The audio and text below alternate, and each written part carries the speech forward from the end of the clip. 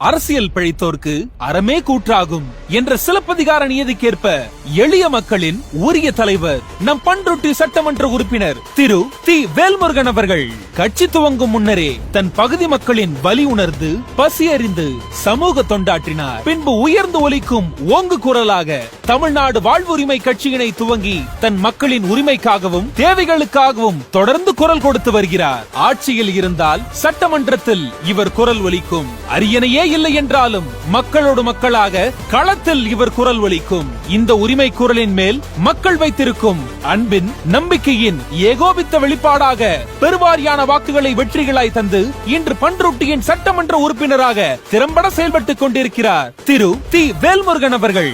சட்டமன்றத்தில் இவர் வைக்கும் ஒவ்வொரு கோரிக்கைகளும் தன் மக்களின் கல்விக்காக, வேலை வாய்ப்பிற்காக, வேளாண்மைக்காக என எளிய மக்களின் வாழ்வில் மாற்றங்களை ஏற்றமாய் தந்து கொண்டிருக்கின்றன. ஒரு அரசியல் தலைவராக மட்டுமல்லாமல் அறத்தின் வழி நின்று அன்பின் தோழமை காட்டும் அரிய பண்பாளர், தமிழ் பற்றாளர், இளம் புயல் திரு வேல்முருகன் அவர்களை